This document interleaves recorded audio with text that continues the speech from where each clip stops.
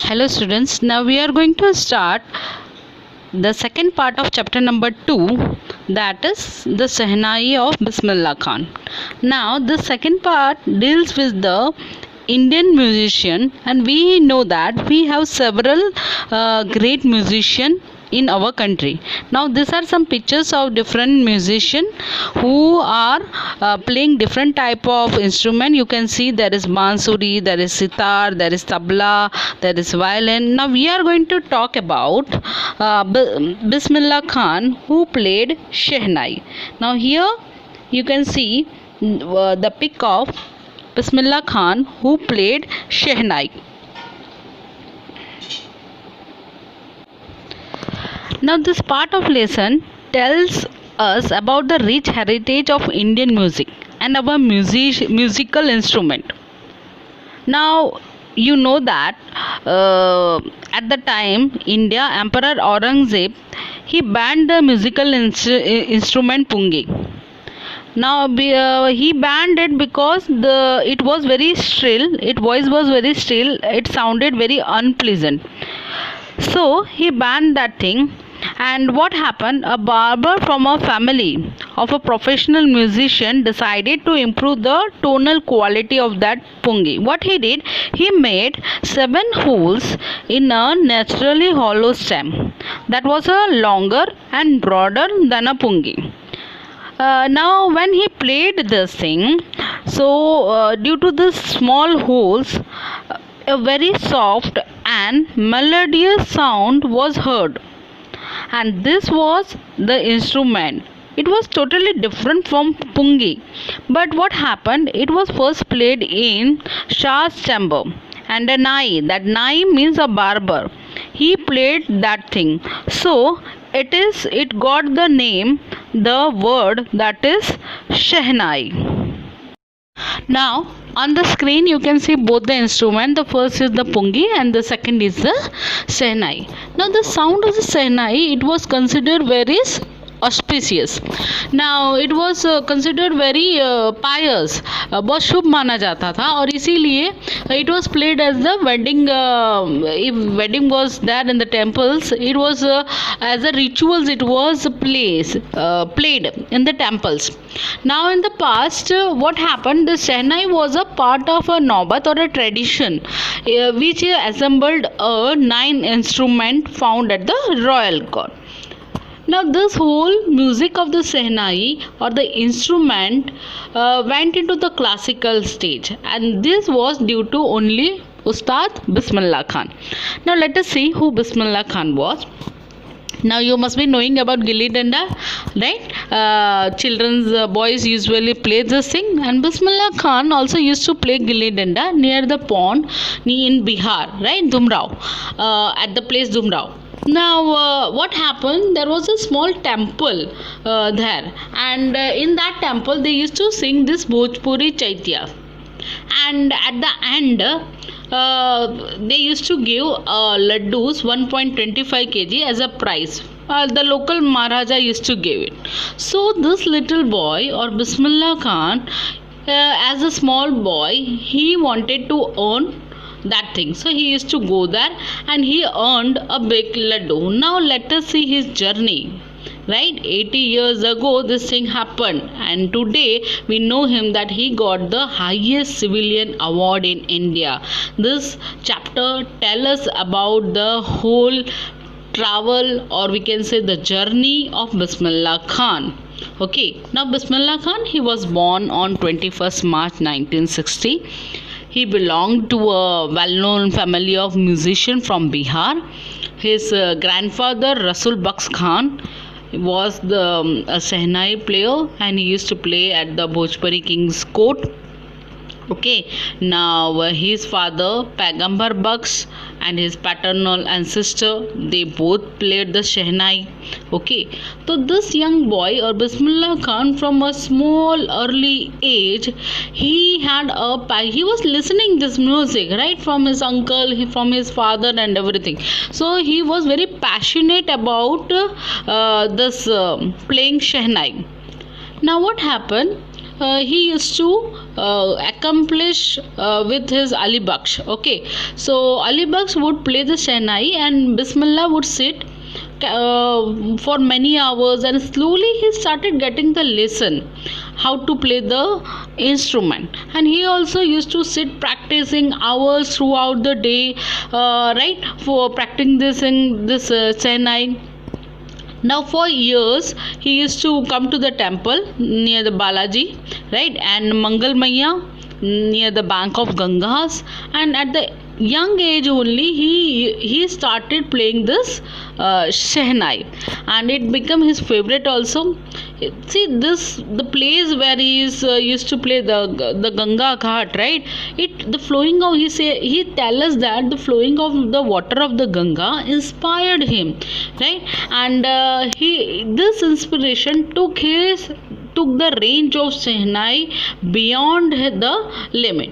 Now, at the age of 14, Bismillah once accomplished to with his uncle Allahabad at a Allahabad music conference. At the end, what happened? Ustad Fazal Khan, right? He backed up and he told that work hard and you shall make it. And this, after this, in 1938, a big break came to Bismillah Khan. In 1938, with the all opening of All India Radio, he became an often heard Shehnai player. Now, what happened? When India gained independence on 15th August 1947, Bismillah Khan also became the first Indian to greet the nation with the Shehnai.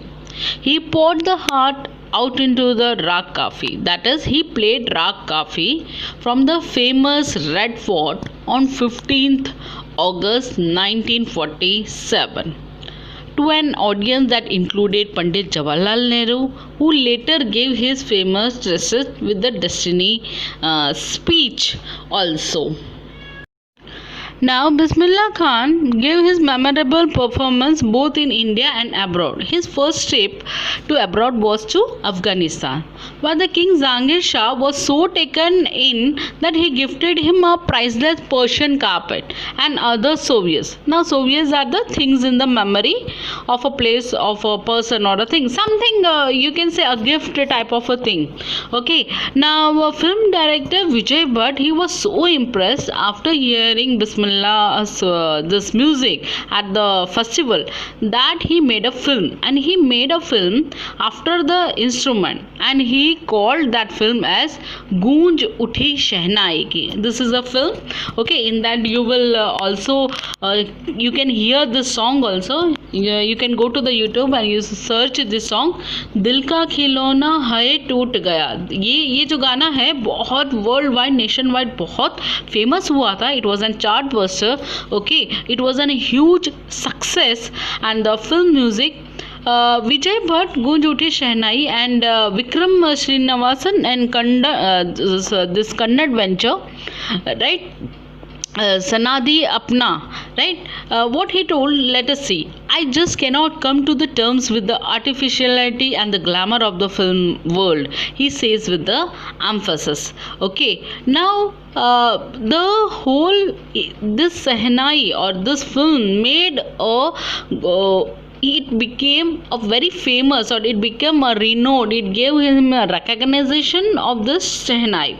Now awards and recognition, it started coming fast. Bismillah Khan became the first Indian to be invited to perform at the prestigious Lincoln Center Hall in the United States of America. Now see, when today anybody is called to America, it's now okay, they are called. But see the stage. It was just when India had become free, right? And at this time, a small musician, he was called in the United States of America in the Central Hall to play some music. It was not a less prideful thing. Okay, now let us see further. He also took part in the World Exposition in Montreal, in the Cannes Art Festival, and in Oscar Trade Fair. Okay, and in the auditorium in Tehran, was also named after Tahar Mosque, Ustad Bismillah Khan. After that, awards started coming. National award like Padma Shri, Padma Bhushan, Padma Vibhushan. He was awarded by all this thing. Now what happened in 2001? Let us see. In 2001, Ustad Bismillah Khan was awarded India's highest civilian award, the Bharat Ratna, which this is the highest civilian award. Okay, now let us see what he says. All I would like to say is, teach your children music. This is Hindustan's richest tradition. Even the West is now coming to learn our music. He wanted to convey a message that we should have a pride with the Indian musics. Okay, now he traveled a lot of places all over the world. Now he was what let us see about his personal life. Okay, what he thought and what he think. Now Khan Sahab, as he is fondly called, all used to call him as Khan Sahab. Okay, now he was fond of Banaras and Dumrao, where he remained most of the time. Okay, so what happened, once a student of his he wanted to know about Shehnai, and he used to had a Shehnai school in USA. So the student, what he did, he promised to recreate the atmosphere of Banaras by replicating the temples there. But he asked Khan Sahab or Bismillah Khan to stay in USA, and he will, as he loved Banaras, उनको बनारस और धुमराव बड़ा पसंद था, तो उन्होंने कहा कि वो स्टूडेंट ने उन्हें कहा कि आप यहाँ पे रहिए, मैं आपको पूरा मंदिर वगैरह जो भी है वहाँ पे जैसा भी है मैं आपको रिक्रिएट करके दूंगा. But what Bismillah Khan told, he said if he would be able to transport river Ganga as well.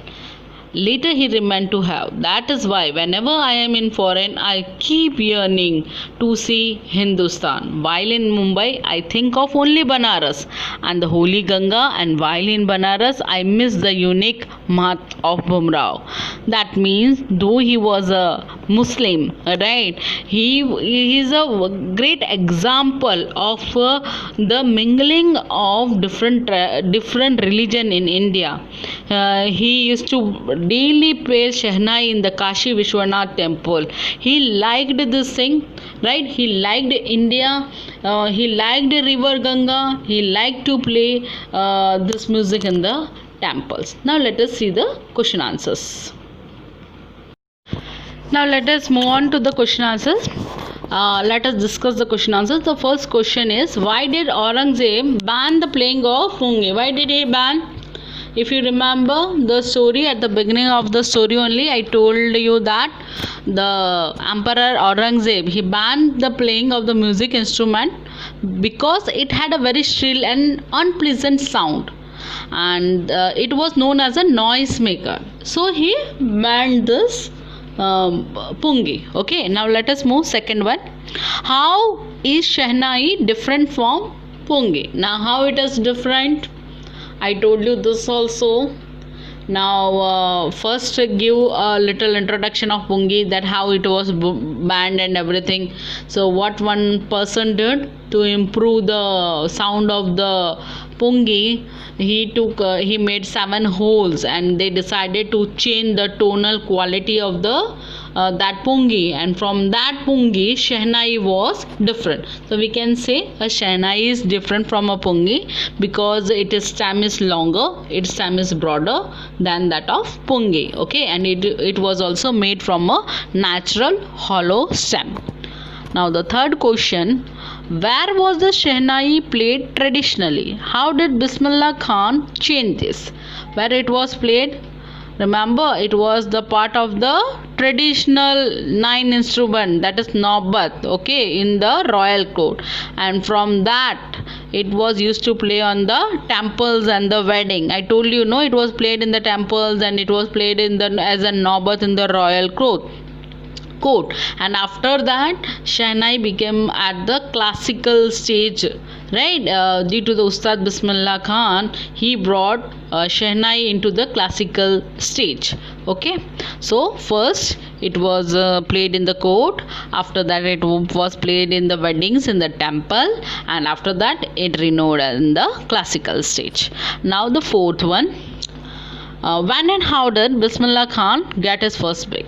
Where he get All India Radio, if you remember, in 1938. Okay, write little bit of this detail about it, that how he became, what he played there. He played the Shehnai, and how he became the often heard Shehnai player on the radio. Okay, next one. Where did Bismillah Khan play the Shehnai on the 15th August 1947? Why was the event historic? Now, the famous Shehnai player Bismillah Khan played the Shehnai from the Red Fort on 15th August 1947. If you remember, it was an historical event because India had got independence, and this was the first time that anybody had to play something or greet India from the Red Fort. Now, sixth one. Why did Bismillah Khan refused to start a Shehnai school in USA? Why? He loved Ganga, he loved Hindustan, he didn't like to leave the atmosphere of Banaras. He didn't, though his student promised that he used to make, he will make the replicate of the Banaras, but still